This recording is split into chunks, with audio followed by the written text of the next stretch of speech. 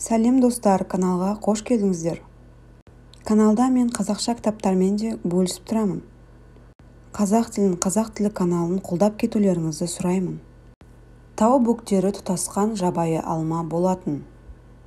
Соғыс жылдары біз, жас балалар, қалың бөргезге қол аяғымызды қызыл ала жоса ғып, жырғызып, ұзақты күнге алмадан алма таңдап, сол бөктерде тентіреп жүруші едік.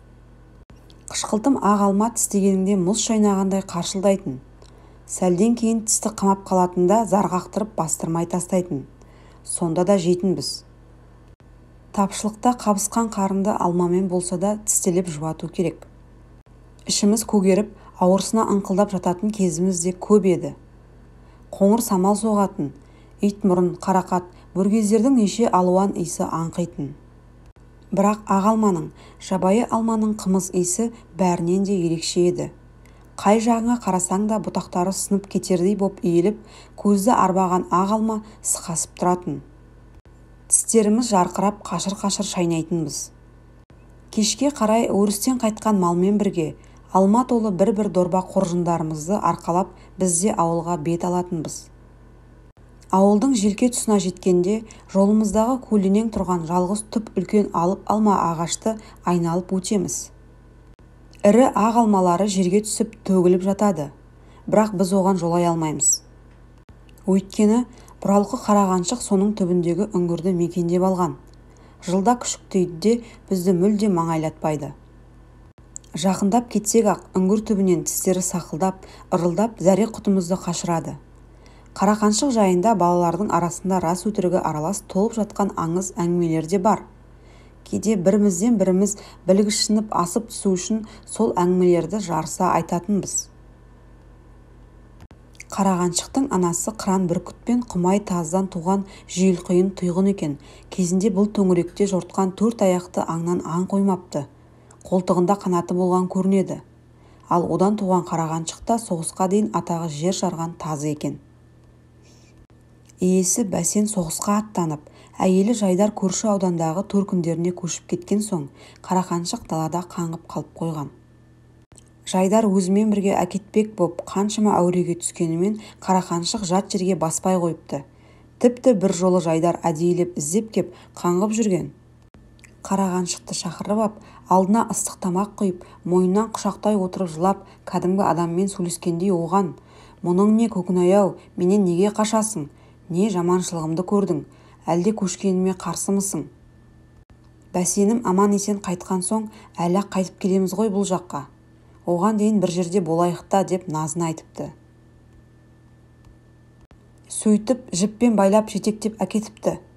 Бірақ бірер айдан кейін Қарағаншық үйренген жеріне қайта қашып келген екен. Иемденгісі келген үйлердің бірде-біріне жоламай, алып алма ағаштың түбінде ескі үңгірге барып паналапты. Өзі алма жеуді үйреніпті.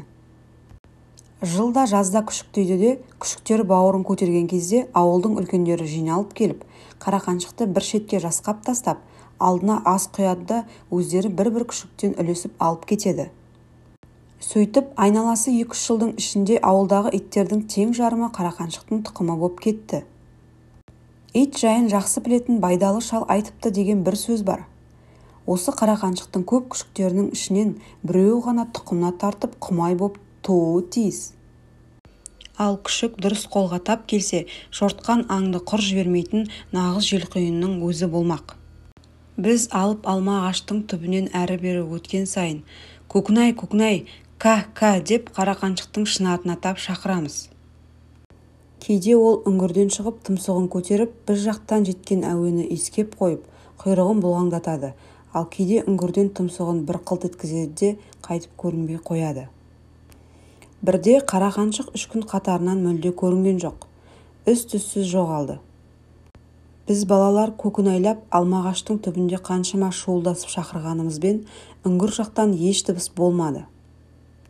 Ақыры біреулеріміз "Мүмкін өліп қалған шығар", екіншілеріміз "Мүмкін сағынған соң Жайдардың артынан іздеп кеткен шығар" десіп жорамалдар жасадық. Бірақ үңгірге жақындап үңіліп қарауға еш қайсымыз батпадық. Ертеңе таңертең алып алма ағаштың түбінен бөктерге қарай өтіп бара жатқанымызда Қарақаншық көзімізге оттай басылып ұшырай кетті. Алма жеп жүр екен. Іші салбырап біртүрлі аянышты бүрсектейді.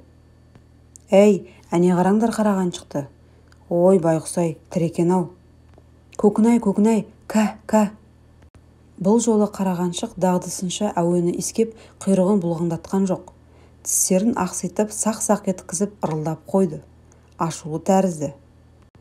Байғұс, ауру болу керек, бүрсектеуін.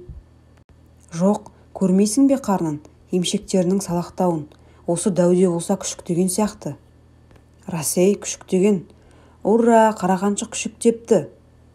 Биылғы күшігінің біреуін аламыз. Ура! Онан соң бәріміз жерге шөке түсіп отыра қап, демдерімізге ішке тартып тың-тыңдай бастадық. Үңгір жақтан жас күшіктердің әлсіз ғана шиқ-шиқ қыңсылағандары естілді. Сол арада дереу үйден қалтамызға салып шыққан азын-аулақ нандарымызды жинап қарағаншыққа тастадық. Байғұс әбден ашыққан екен, көзі қып-қызыл болып, ыр-ыр етіп нанды қомағайлана асайды. Бұл күн біз үшін мейрам болды.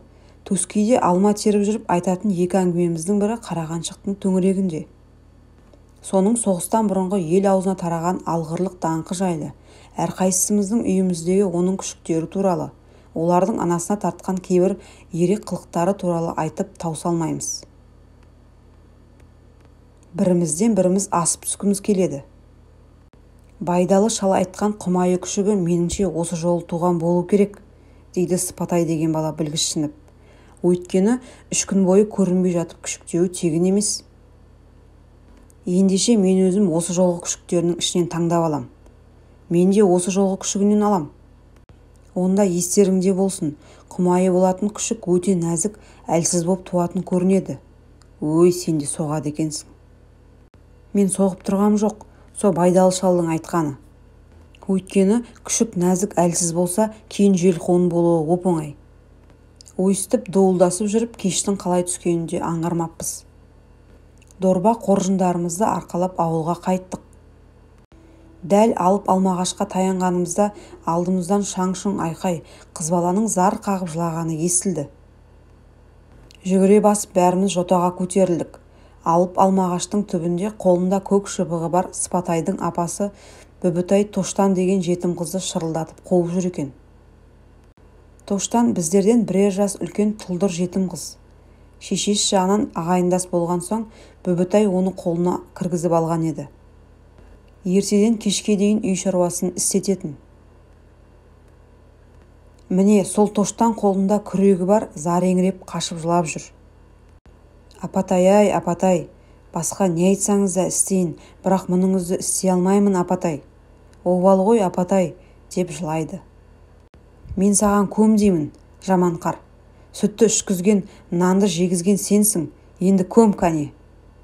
Мынау тілімді аламай жоқ па, деп көк шыбықпен қызды тартып қалды. Көнбеймін, апатай, көнбеймін, өлтірсеңіз де көнбеймін, деп Тоштан қолындағы күректі лақтырып тастады да жаңағы біз келген бөктерге қарай шырқырап қаша жөнелді. Ұстаңдар ана қарды, ұстаңдар, деп Бүбітай соңынан ұмтылды. Біз тегіс дорбаларымызды тастай сала Тоштанның артынан қуған болдық. Бірақ сирағы ұзын қыз жеткізсін бе, лезде қалың бөргездің арасына кіріп адастырып кетті. Оны жер жебіріне жетіп біраз қарғап сілеген Бүбітай алып алмағаштың түбіне қайта оралып, әлгінде Тоштан лақтырып тастап кеткен күректі алды. Аңтарылып тұрған біздерге бүгін түсте қарағаншықтың есік ашық қалған кезде ауыл үйлеріне кіріп бір қазан сүтті ішіп, бір табан нанды жеп кеткенін айтты. Және бүйте берсе, кейін күшіктерінің бәрі ұры боп өсіп, ауылға ұры иттер қаптап кетеді, деді. Ондай болса мен ол қарағаншықтың өзін де өлтіремін, деп қоқиланды Сыпатай. Біз үңгірге жақын келіп үңіліп қарағанбыз. 5-6 жас күшік біріне бірі ұйлығып, ұмар-жұмар боп шиқ-шиқ қыңсылайды. Қарағаншық бұл маңайдан көрінбеді. Әдіре қалғыр, иесі жоқ қаншықтың күшіктей бергені қайбір жақсылық дейсің, деп кеп Бүбітай үңгір аузын күрекпен опырып, ішіне қарай құлата бастады. Үстеріне ауыр кесектер құлаған жас күшіктер жылаған балалардай баж-бұж шаңылдасып қыңсылайды. Бүбітай қарулы әйел еді. Алма ағаш түбінің лезде астан кестеңін шығарып, үңгірді жермен жексен қып бітеп тастады. Әуелде қатты қыңсылағандармен күшіктердің үні де тез өшті. Біз, балалар, бір-бірімізге жаутаңдап қарағанымыз болмаса, осының бәрін бастан аяқ үнсіз бақыладық та тұрдық. Онан соң Бүбітайға еріп, шұбап ауылға қайттық. Ымырт үйіріліп қалған. Артымызға қайырылып қарай береміз. Әне, қарағаншық келді, деді бір бала сыбырлай сөйлеп. Алып алма ағаштың түбінде жер иіскелеп қарағаншық жүр екен. Бір-екі рет әлдекімді шақырғандай үріп қойды. Онан соң қыңсылады, жер тырмалап ұлыды. Ертеңіне таңертең тұра сап біз, балалар алып алма ағаштың түбіне тартқанбыз. Әуелі алыстау тұрып, көкінай, көкінай, ка деп шақырып көрдік. Бірақ қарағаншық еш дыбыс бермеді, көрінбеді де. Біз қорқақтай басып үңгірге таяп келдік. Кешегі Бүбітай көміп, тегістеп кеткен үңгір қайта қазылып, ішегі топырағы қобырап сыртқа шығып қапты. Жақын кеп үңілдік, бірде-бір күшік көрінбеді. Сірә қарағаншық әлде болса күшіктерін басқа жаққа қазып әкеткен сияқты. Төңіректі тегіс шарлап кешке дейін іздеп көрдік. Бірақ қарағаншықты да оның өлі күшіктерін де таба алмадық. Қарағаншық со күйі үшті-күйлі жоғалды. Біз біраз уақытқа дейін сөз қылып жүрдік те, кейін ұмыта бастадық. Алып алма ағаштың алмасы өзімізге қалды. Үйден шыға саламызда күні бойы соның түбінде боламыз. Асық ойнаймыз. Одан қала берсе үңгірді кеңейтіп, түбіне сабан төсеп үйшік жасаймыз. Күзге қарай алып алма ағаштың ағалмасы сарғылданып, уылжып пісе бастады. Қанша жесең де тісіңді қармамайды. Дорбаға толтырып үйге әкелгеніңше езіліп кетеді. Ортасынан тіліп, жіпке түсіп қақ жасаймыз. Ауыл балалары тегіс жиналып күнде тасимыз алманы. Аз күннің ішінде алма ағаштың алмасы тек биіктегі бұталарының ұшарбастарында ғана қалды. Соссаң қол жетпейді, сілкісең түспейді. Басқа алмалар сарғылданып піскенде, әлгі биіктегі алмалардың бір бүйірлері шиқандай боп қызарып, көздің жауын алады. Шіркін-ай деп аузымыздың суы құрып қызығамыз. Бір күні Сыпатай сол ұшар биіктегі қызыл алмаларды алам деп, тоқтау айтқанымызға бой бермей, алып алма ағаштың төбесіне өрмелеп шықты. Қызыл алмаларға жетіп, енді қол соза бергенде, аяғын тіреп тұрған бұтақ сынып кетіп, төмен қарай құлап түсті. Балалар шу ете қалдық. Жүгіріп жанына барсақ, көкпеңбек боп тыныстай алмай бүгжиіп қапты. Бір-екі бала аттандап ауылға қарай жүгірді. Ағыл-теңіл еңіреп Бүбітай жетті. Баласын жерден көтеріп алған, былқ-сылқ етіп ыңыранғаны болмаса тілге келмеді. Сыпатайдың өлімінен кейін шешелеріміз бізді алмаға жіберуді қойды. Бөктерге қарай аяғымызды қия басудан қалдық. Сол екі арада қыс түсті. Біздің ауылдың әу баста колхоз боп қалай ұйысқанын біз кейінгі жас ұрпақ тек үлкендер айтқан әңгімелерден ғана білеміз. Жоңғардың жықпыл-жықпылдарында шашылған тардай қысы-жазы бытырап көшіп жүрген көшпелі жұрт 20-шы жылдардың аяғында әр тұсқа кеп 20-30 түтіннен бірігіп қоныс теуіп артельдер құрыпты.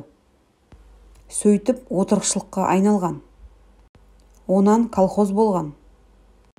Ал кейінде туған біздерге сол колхоздар адамзат жаралған күннен бастап құрылғандай боп көрінетін. Бай, кедей деген сөздерді үлкендер аузынан естігеніміз болмаса, мағынасына онша түсініп жатпайтынбыз. Біздер үшін колхоз бастық бар, бригадир бар және қатардағы жай колхозшылар бар. Бай боп тұрған ешкім жоқ, және бір кезде, яғни біз тумастан небәрі 10-15 жыл ғана бұрын бүкіл бір ауылдың малы тегіс бір адамның меншігі болды деген ақылымызға онша сыймайтын. Қалайша дейміз, бір адам сонша малға жалғыз өзі ғана ие болады. Колхозшылары болмаса ол малдарын қалай бағады? Әлі жететіндер барып, ондай адамның өзін ұрып көп малдарын бас салып тартып алмай ма екен, дейміз. Сондай-ақ ішерге асы, киерге киімі жоқ тақыр кедейлер болды дегенге де сенбейміз. Ондай адам бір-ақ күнде аштан өліп қалмай ма деп ойлайтынбыз.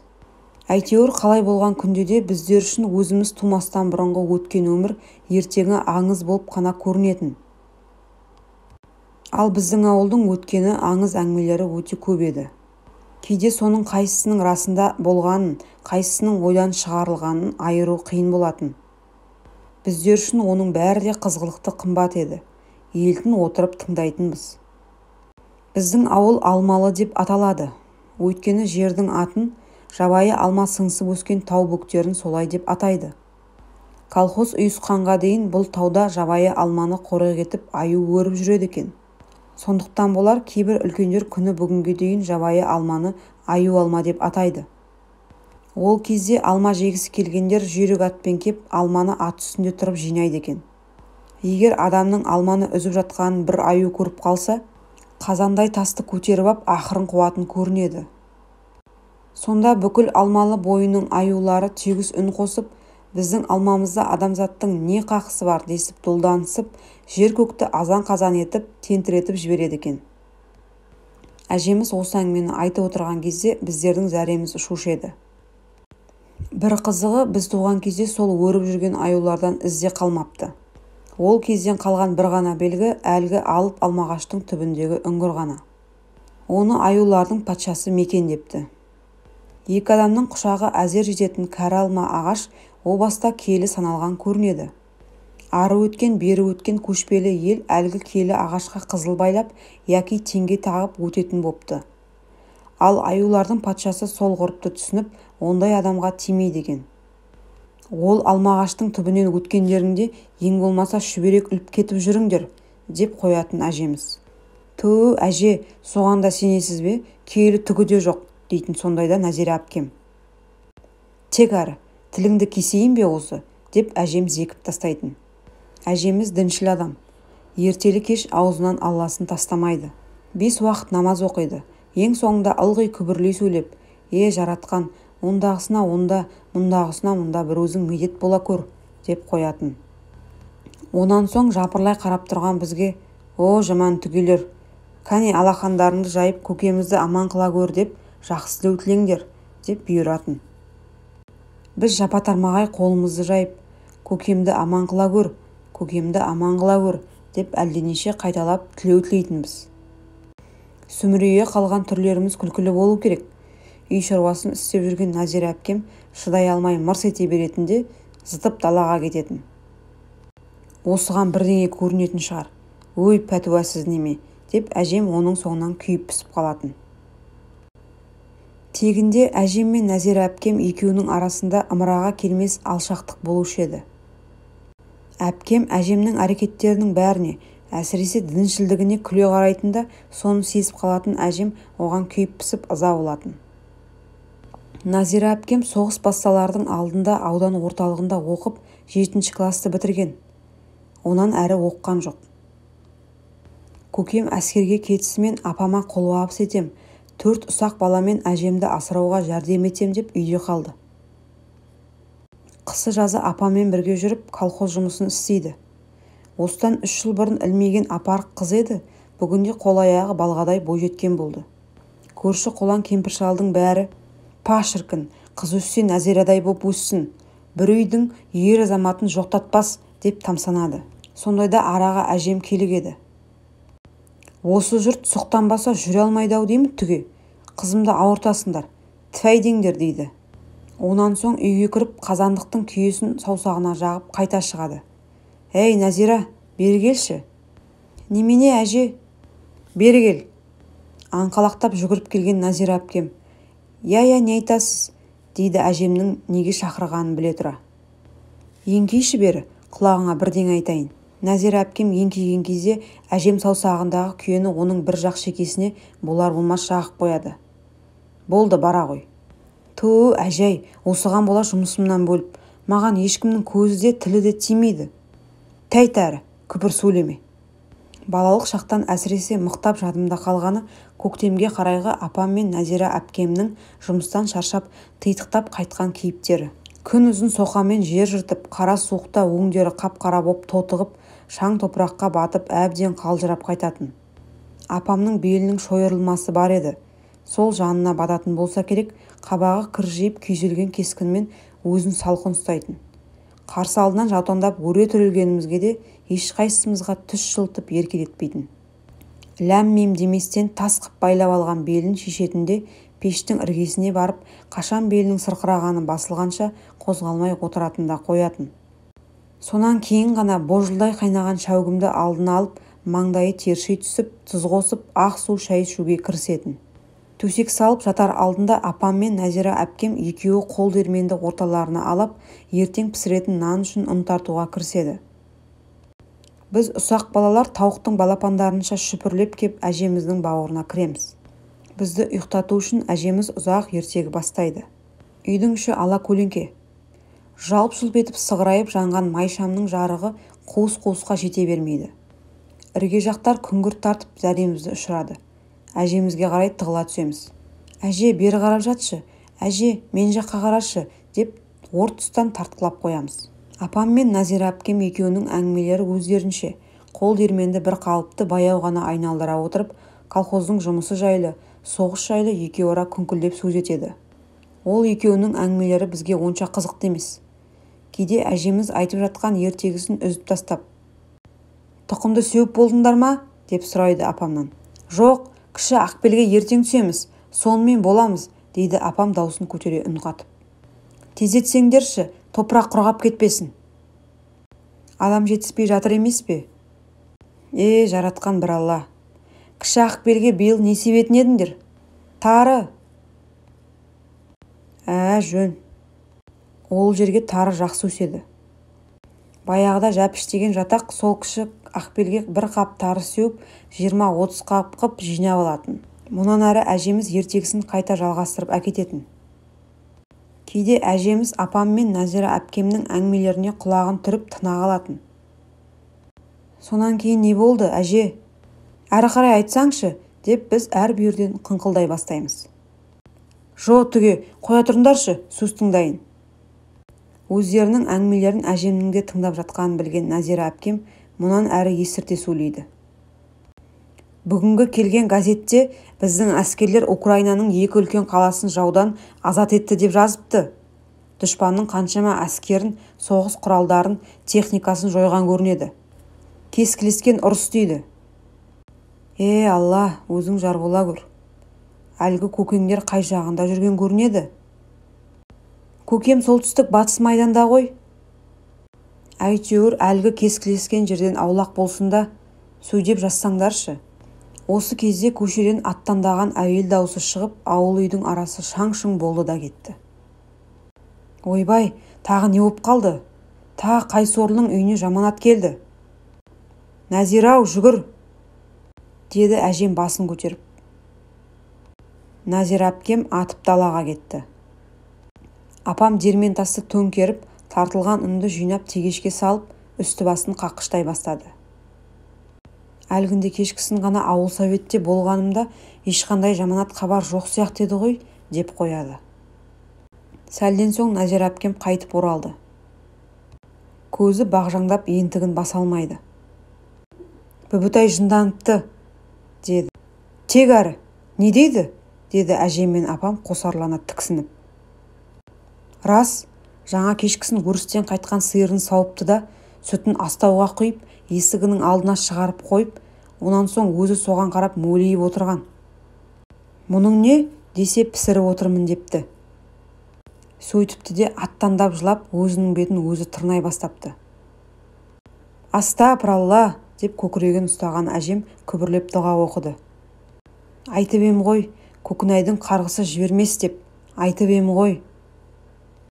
Сөйтіп, келер жылы көктемде Бүбітай жынданды.